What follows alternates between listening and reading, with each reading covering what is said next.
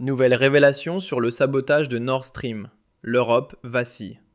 Une explosion tapis sous les eaux de la mer Baltique et soudain, la colonne vertébrale de l'approvisionnement énergétique européen se brise net. Pas de guerre, pas de séisme, pas de tempête. Non, un sabotage. Une destruction ciblée, brutale, de l'une des principales artères énergétiques du continent, Nord Stream. Et quelle réaction ? Aucune. Pas de tollé. Pas de tribunal international. À la place, silence, dissimulation, diversion. Et encore, une bien maladroite. Une diversion, un leurre, un coup monté. Croire à cette version officielle, c'est croire que les politiciens agissent pour le bien du peuple. Techniquement, impossible. Sans chambre de compression, sans équipement de plongée ultra spécialisé, sans expertise militaire, laisse tomber. Alice Weidel l'a dit sans détour. Ce n'était pas l'œuvre d'amateurs. C'était une opération militaire parfaitement orchestrée. Et qui se trouvait au bon endroit au bon moment ? Les États-Unis. Une semaine avant l'explosion, le navire de guerre américain USS Kearsarge, un bâtiment d'assaut amphibie équipé de drones sous-marins de pointe, longe le tracé du pipeline, stationne 6 jours à proximité immédiate du futur site de l'attentat, puis disparaît. Coïncidence ? 1 heure avant la détonation, un avion espion américain survole précisément cette zone. Transpondeur coupé. Ce n'est pas une erreur, c'est un ordre d'invisibilité. C'est du calcul froid. Et pendant que les bombes explosent sous la mer, là-haut, à Berlin et à Bruxelles, les élites politiques trinquent à leur prétendu progrès. Elles proclament fièrement que Nord Stream 2 ne sera jamais mis en service. Non pas parce qu'il a été détruit, mais parce qu'il n'est plus politiquement approprié. Traduction : l'approvisionnement énergétique de millions d'Européens est sacrifié sur l'autel d'un jeu de pouvoir géopolitique. Et c'est le peuple qui paie. Il paye en argent, en niveau de vie, en emploi. Bienvenue dans la réalité de l'ordre fondé sur des règles qui ne s'appliquent qu'à toi, pas à Washington, pas à Bruxelles. Gerhard Schröder, autrefois chancelier, aujourd'hui bouc émissaire, a fini par comparaître devant la commission d'enquête en octobre 2025, après des mois de refus. En visioconférence, désinvolte, agacé, distrait. Et que dit-il ? Que Nord Stream était un choix économiquement rationnel, que la fondation climatique du Mecklembourg-Poméranie était, selon lui, un moyen légitime de contourner les sanctions américaines. Mais quand il s'agit de détails, réunion avec Schwesig, avec Sellering, je ne m'en souviens pas.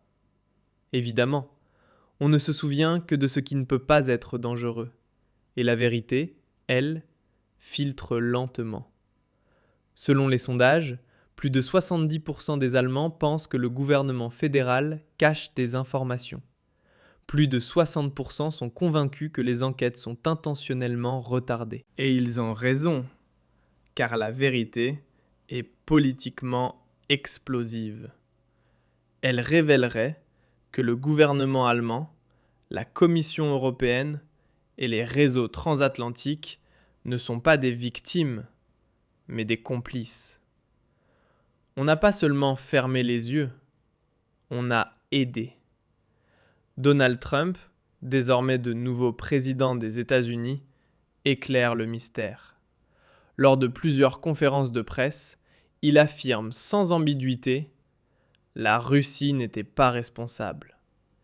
Il ne donne pas de nom, mais laisse clairement entendre « C'était une opération d'État ». Et les États-Unis savent exactement qui en est derrière. Des documents internes divulgués par des lanceurs d'alerte le montrent. Des mois avant l'attentat, la CIA savait qu'une unité de commando ukrainienne préparait une opération de sabotage. Et qu'a-t-on fait ? Rien. On les a laissés faire. Ou pire, on les a aider. Et voici le véritable coup de tonnerre. En coulisses, des discussions secrètes sont en cours entre Richard Grenell, l'homme de Trump en Europe, et Matthias Warnig, proche de Poutine. L'enjeu n'est rien de moins que la remise en service de Nord Stream 2 en 2027. Pourquoi précisément cette date ? Parce qu'en 2026 expirent les premiers contrats de GNL avec les États-Unis. Ces accords d'urgence hors de prix, conclus dans la panique juste après le sabotage.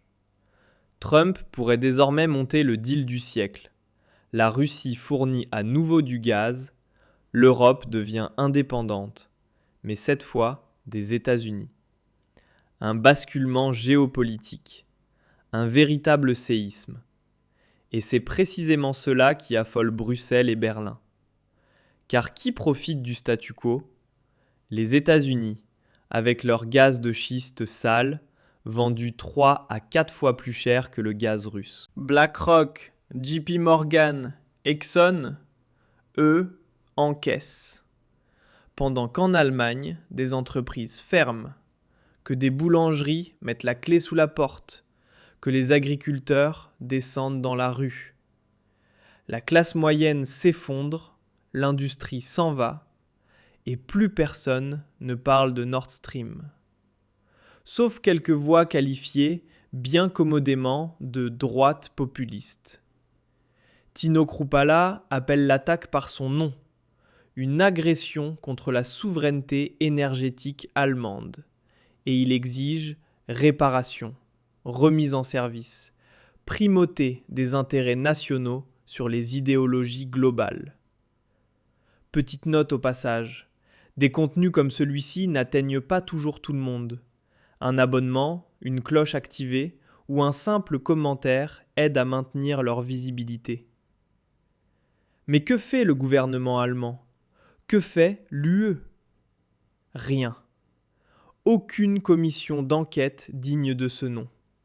Aucun tribunal international.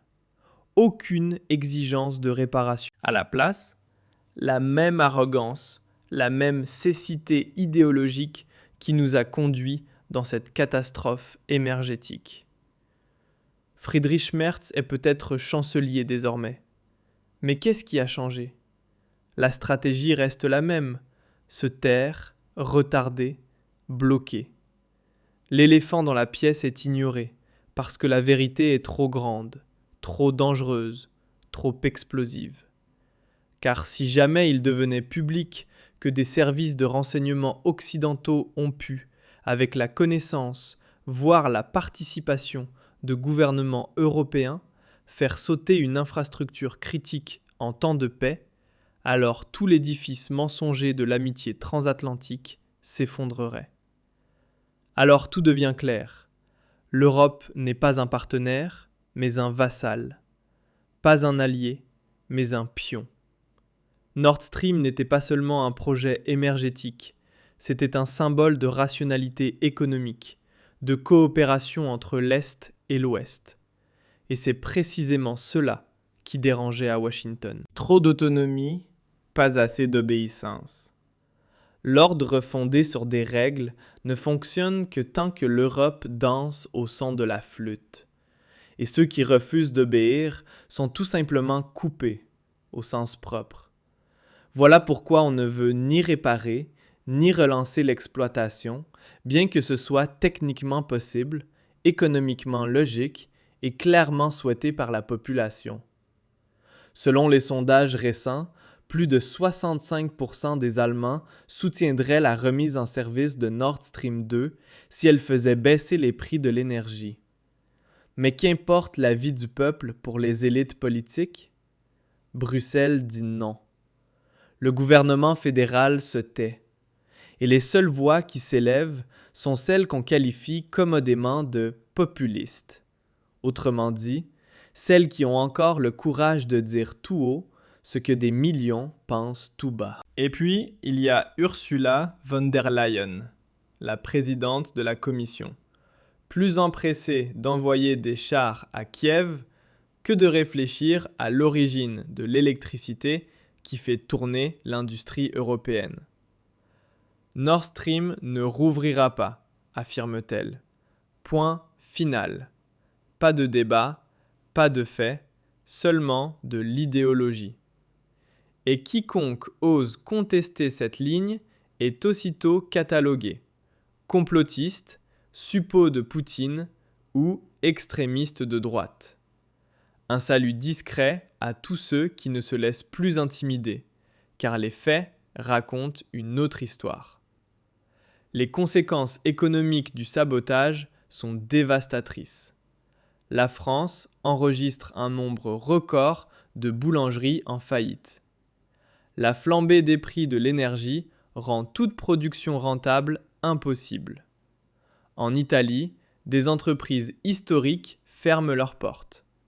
En Allemagne, les industries énergivores s'en vont vers la Chine, l'Inde ou les États-Unis. Ironie de l'histoire, les États-Unis sabotent un pipeline européen, puis récupèrent l'industrie qui délocalise à cause de ce sabotage. Et nos responsables politiques applaudissent encore. Ce n'est pas un hasard, c'est un calcul politique. Il s'agit de contrôle, de domination, d'une Europe qui ne doit surtout pas tenir debout par elle-même. Nord Stream était un pas vers l'indépendance. C'est précisément pour cela qu'il devait disparaître.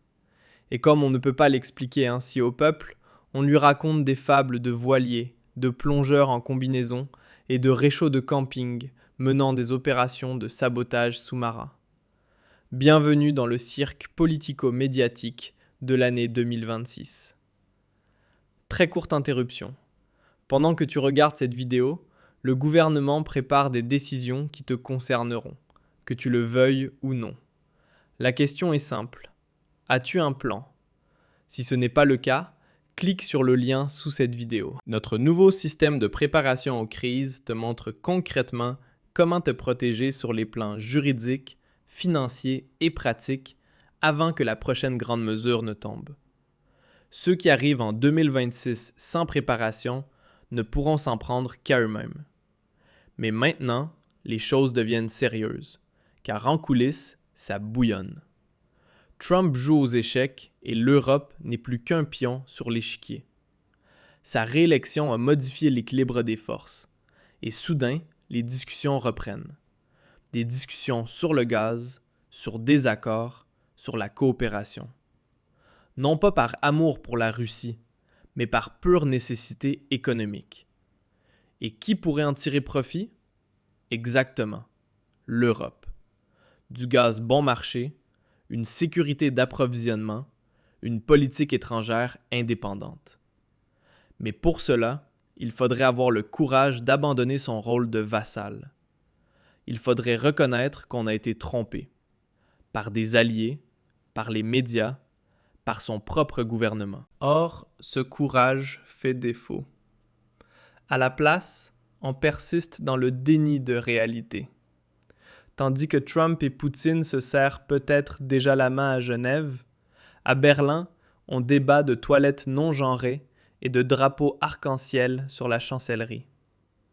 Pendant que les groupes énergétiques américains affichent des profits records, chez nous, les lumières s'éteignent. Et les Verts osent encore appeler cela du progrès. Du progrès dans les ruines, sans doute. Et que reste-t-il ? Un pays abîmé, un peuple appauvri, un pipeline détruit devenu symbole. De l'abdication européenne, de l'échec des élites, de la trahison de la souveraineté, mais aussi d'un réveil. Car de plus en plus de citoyens posent des questions. De plus en plus comprennent le jeu. Et quand la vérité éclate, il n'y a pas de retour en arrière. Voilà pourquoi il faut aujourd'hui des voix courageuses. Voilà pourquoi il faut de la clarté. Voilà pourquoi nous devons parler. Des faits, des responsabilités, des saboteurs. Qu'ils soient à Washington, à Bruxelles ou à Berlin. Car Nord Stream n'est pas qu'une infrastructure technique, c'est un signal politique. La preuve que des intérêts géopolitiques ont été placés au-dessus du bien-être de peuples entiers et que nos élites ont accepté d'y participer. N'oublions pas, restons bruyants, critiques, vigilants, prêts à dire la vérité, même lorsqu'elle dérange, car elle est plus nécessaire que jamais. Merci de votre écoute. Partagez, discutez, questionnez. Restez dérangeant.